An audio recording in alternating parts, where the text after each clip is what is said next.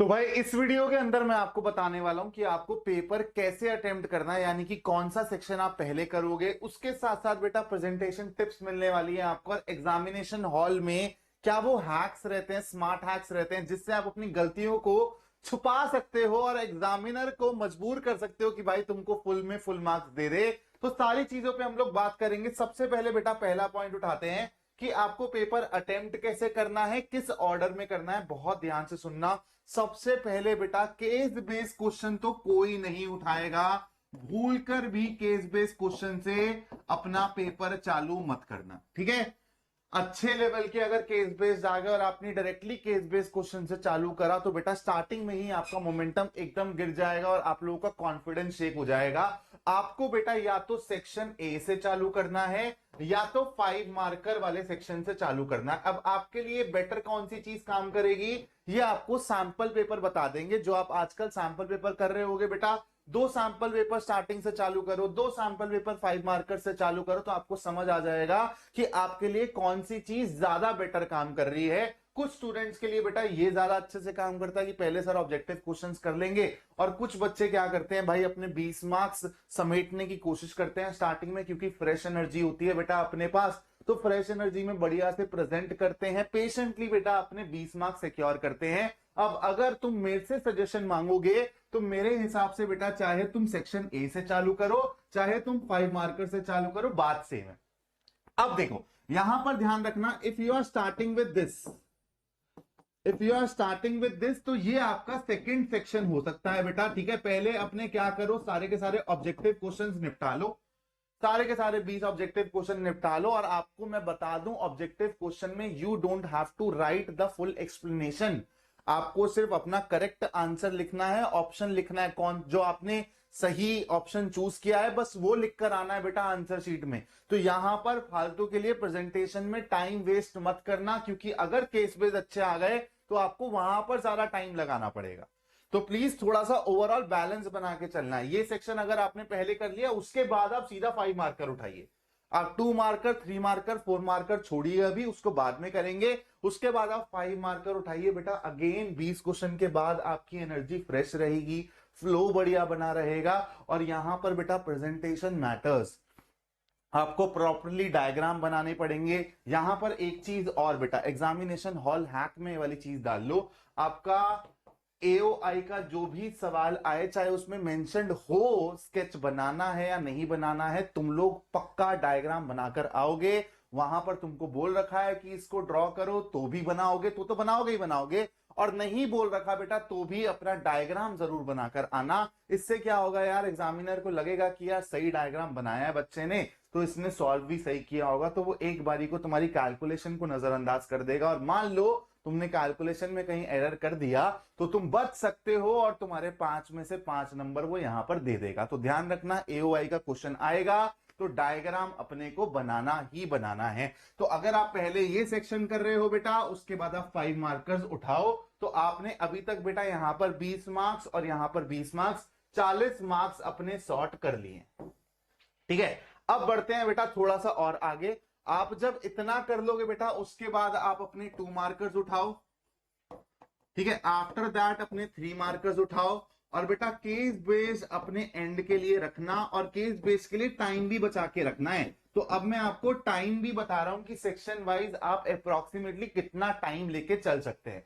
तो भाई अपन अगर मान लो सेक्शन ए से चालू कर रहे हैं, ठीक है, फिर अपन लोग जा रहे हैं 5 मार्कर्स पे, फिर अपन लोग जा रहे हैं 2 मार्कर्स पे, फिर अपन लोग जा रहे हैं 3 मार्कर्स पे, फिर अपन लोग जा रहे हैं केस बेस्ड क्वेश्चंस पे। और ध्यान रखना, उसके बाद एंड में मेरे को 15 मिनट भी बचाने हैं दोस्त, मेरे को 15 मिनट भी बचाने हैं। क्यों? ताकि मैं थोड़ा सा भाई क्रॉस वेरीफाई कर लूं, सिली एरर्स जो भी हुए हैं अगर दिख रहे हैं मेरे को तो उनको सही कर लूं, और एंड में पूरा का पूरा पेपर एक बार खुद से यार स्कैन कर लूं और देख लूं कहीं पे मैंने कोई ब्लंडर मिस्टेक तो नहीं कर ली है। तो उसके लिए बेटा एंड में मिनिमम आपको 10 मिनट तो बेटा बचाने ही बचाने हैं, 10 से 15 मिनट एनफ होते हैं। सेक्शन ए देखो बेटा, ये सब्जेक्टिव है, ये बच्चे की स्पीड पे भी डिपेंड करता है, कैसे सवाल आए हैं उस पर भी डिपेंड करता है। लेकिन ये जो 20 सवाल हैं, मतलब अगर अच्छे 5-7 सवाल भी डाल दे बेटा, तो भी मेरे को लगता है कि मैक्सिमम 30 to 40 मिनट से ऊपर आपको नहीं लगना चाहिए, ठीक है। 30 to 40 मिनट्स में बेटा आप ये वाला सेक्शन बहुत इजीली, जिस बच्चे ने तैयारी अच्छी करी है वो इसको निपटा लेगा। उसके बाद बेटा 5 मार्कर जो कि 20 मार्क्स के हैं, प्रेजेंटेशन मैटर करती है, आराम से पेशेंटली करना है इसको, कोई हड़बड़ी में नहीं करना। ध्यान रखना बेटा एग्जामिनेशन हॉल में ना फ्लो मैटर करता है। अगर आपका फ्लो बना रहेगा ना बेटा तो आप फोड़ दोगे पेपर में। तो प्लीज फ्लो पे बहुत ज्यादा ध्यान देना, बहुत ज्यादा ओवर थिंकिंग मत करने लगना एग्जामिनेशन हॉल में, ठीक है। कि अपन लोग उस ओवर थिंकिंग वाले जोन में फंस गए कि यार ये पिछला वाला सवाल क्यों नहीं बना और आगे बढ़ ही नहीं पा रहे हैं, ये गलती मत करना। तो यहां पर बेटा आपके 4 सवाल होंगे और एक सवाल में अगर आप 10 मिनट भी लेते हो बेटा तो भी आपके यहाँ पे 40 मिनट में ये वाले सवाल निपट जाएंगे बहुत आसानी से। तो बेटा यहां पर 30-40 मिनट मान के चलो, यहां पर भी 40 मिनट मान के चलो, 80 मिनट हो गए हैं। अपने पास कितना टाइम बचा है? अब 100 मिनट बचा है। अब 100 मिनट बचा है बेटा, यहां पर अपने पास है 5 सवाल और यहां पर है अपने पास 6 सवाल। अब 2 मार्कर जो है बेटा, यूजुअली 2 मार्कर ऐसे आते हैं जो कि 4 या 5 लाइंस में आपके समेट देते हो आप, इतना ही आएगा बेटा। इससे ज्यादा अगर आप 2-2 शीटें भर रहे हो 2 मार्कर के लिए तो आप बेटा अपना ही टाइम वेस्ट कर रहे हो। तो प्लीज क्वेश्चन की मार्किंग के हिसाब से उसकी लेंथ होनी चाहिए, ये चीज ध्यान रखना। आप 2 मार्कर्स बेटा बहुत प्यार से आप सारे के सारे 2 मार्कर्स विद इन 20 मिनट्स निपटा सकते हो, ठीक है। बड़े प्यार से विद इन 20 मिनट्स निपटा सकते हो। और अपने 3 मार्कर्स जो है मान लो आप 25 मिनट्स ले लेते हो। तो बेटा यहां पर 40, यहां पर 40, 80, 100, 125। अब अपने पास कितना टाइम बचा है? 125 मिनट अपने हो चुके हैं खत्म। 55 मिनट्स वी हैव, 15 मिनट हमको यहां पर देने हैं। तो हम लोग केस बेस्ड क्वेश्चन में बड़े प्यार से बेटा 40 मिनट दे सकते हैं और बचा हुआ 15 मिनट बेटा हम लोग क्रॉस चेकिंग के लिए, क्रॉस वेरीफाई करने के लिए चीजों को दे सकते हैं। एक बार दोबारा से टाइमिंग मैं तुमको समझा रहा हूं। यहां पर तुम 40 मिनट भी दे दोगे मैक्स और 20 के 20 क्वेश्चन सही बनाकर आओगे तो तुम्हारे लिए विन विन सिचुएशन है। 5 मार्कर्स में प्रेजेंटेशन को अच्छे से बेटा ध्यान में रखते हुए सारी चीजें करनी है। इसलिए अगर एक सवाल पे तुम 8 से 10 मिनट भी लगा दे रहे हो तो तुम्हारे लिए विन विन ही है। 40 मिनट यहां, 40 मिनट यहां, 80 मिनट हो गए। 2 मार्कर्स बेटा देखो बहुत ज्यादा लंबे मत खींचना, छोटे छोटे सवाल आएंगे, 4 से 5 लाइंस में तुम्हारे सवाल समेट लेते हो तुम लोग। 20 मिनट यहां पर लगाना। 3 मार्कर्स में तुम्हारे हो गए 25 मिनट, तो 100 मिनट, 125 मिनट बचे अपने पास क्या बेटा? 55 मिनट। 55 मिनट में से नेक्स्ट तुमने बेटा 40 मिनट केस बेस्ड क्वेश्चन को दिए, क्योंकि केस बेस्ड क्वेश्चन कभी कभी ऐसा आ जाता है कि एक बारी पढ़ने पर समझ ही नहीं आ रहा।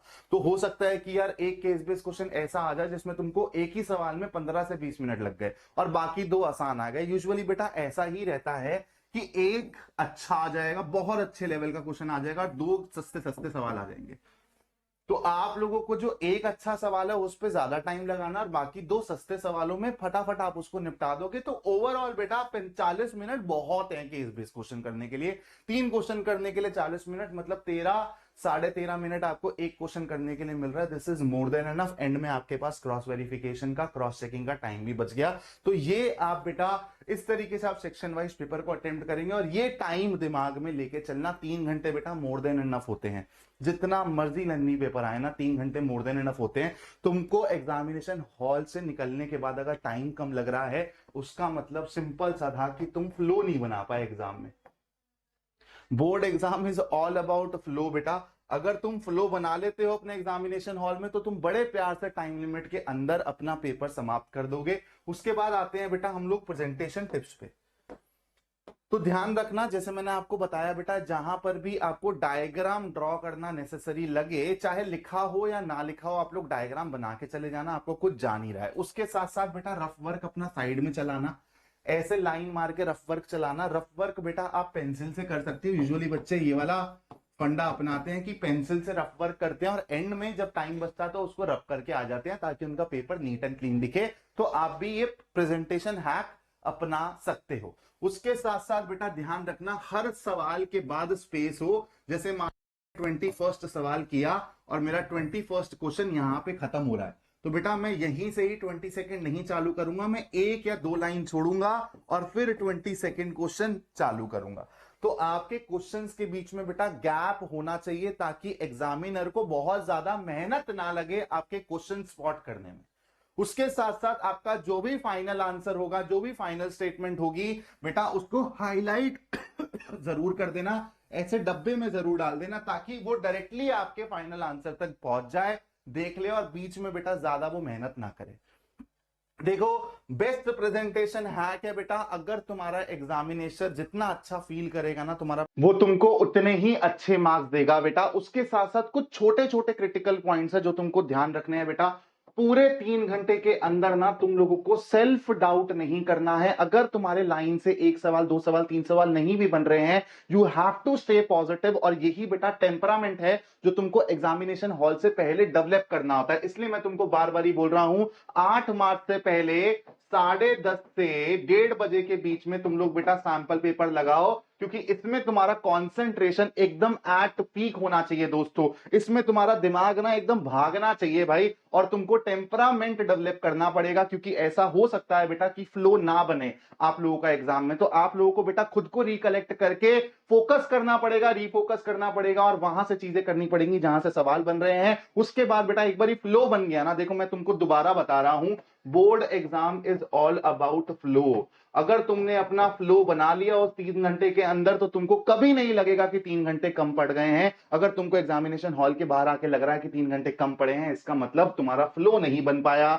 तुम बीच में कहीं ना कहीं अटक गए और तुमने कहीं ज्यादा टाइम दे दिया जहां पर टाइम नहीं देना था बच्चों तुमको। उसके साथ साथ और भी कुछ इंपॉर्टेंट बातें हैं। एग्जामिनेशन हॉल में अगर तुम्हारे आसपास कोई कांड हो जाता है, कोई बच्चा पकड़ा गया चिट्स के साथ, या फिर कुछ भी हो रहा है, तुम लोगों को बेटा वहां पर अपनी अटेंशन नहीं डालनी है, बाद में रिग्रेट करोगे। 5 से 10 मिनट भी अगर तुम इधर उधर दे देते हो ना बेटा, एंड में प्रेशर बन जाएगा और उस प्रेशर में सिली एरर्स भी हो जाएंगे। तो ध्यान रखना, पूरे के पूरे 3 घंटे तुमको सिर्फ अपने पेपर पे फोकस करना है। उसके साथ साथ एक बहुत और छोटी सी बात बता रहा हूं, ध्यान रखना। मेरे एग्जामिनेशन हॉल में एक बच्चे के साथ ये हुई थी बेटा। आप लोग जो पानी की बोतल लेके जाओगे, जब पानी पियोगे तो ध्यान रखना, जब पानी की बोतल वापस रख रहे होगे तो बेटा कैप को ना अच्छे से बंद कर देना, ढक्कन को अच्छे से बंद कर देना। पेन उठाते उठाते हाथ पड़ सकता है, और अगर कैप लूज हो तो आपकी शीट पे बेटा पानी बिखर जाएगा और आपकी सारी की सारी मेहनत धरी की धरी रह जाएगी। ये कुछ ऐसी चीजें हैं बेटा जो अनइंटेंशनली हो सकती हैं अगर तुम्हारी किस्मत खराब हो, तो तुम लोग इन सब चीजों को लेकर सिर्फ कॉशियस रह सकते हो। इसके अलावा बेटा अभी आने वाले टाइम पे बहुत क्रूशियल वीडियोस आने वाली हैं। 2 वीडियोस मैं आपको बता रहा हूं जो आप मिस नहीं कर सकते हो। एनसीईआरटी एग्जाम्पलर कवर करने वाला हूं इन सिंगल शॉट, 2.5 से 3 घंटे का वो लेक्चर होगा बेटा। लेकिन अगर आपने वो लेक्चर देख लिया तो एनसीईआरटी एग्जाम्पलर आपको करने की जरूरत नहीं पड़ेगी, और आपको पता है एनसीईआरटी एग्जाम्पलर से डायरेक्टली इंस्पायर होकर सवाल आपके बोर्ड एग्जाम में आपको दिखने वाले हैं, स्पेशली ऑब्जेक्टिव क्वेश्चंस और केस बेस्ड क्वेश्चंस। उसके बाद बेटा दूसरी चीज, 7 तारीख को 7 मार्च को एक मेगा लाइव लेने वाला हूं। वो मेगा लाइव बेटा बहुत क्रूशियल रहने वाला है। जो आपको सवाल एक दिन पहले करने होते हैं एग्जाम से, वो सारे के सारे सवाल उस मेगा लाइव में इंक्लूडेड होंगे। तो तुमको वो मेगा लाइव में जरूर आना है। बढ़िया से बेटा अपनी तब तक सेल्फ स्टडी करो, अच्छे से पढ़ो सारी चीजों को। रिकॉर्डेड वीडियोस तुम्हारे लिए आई रही हैं, फुल सपोर्ट है मेरा मेरी साइड से तुम लोगों को एग्जाम्पलर का सेशन मिस नहीं करना और वो मेगा लाइव नहीं मिस करनी है, और फतेह करके आना भाई बढ़िया से। And make your self proud, make your parents proud, and make me proud. Thank you so much for watching this video. जय हिंद दोस्तों।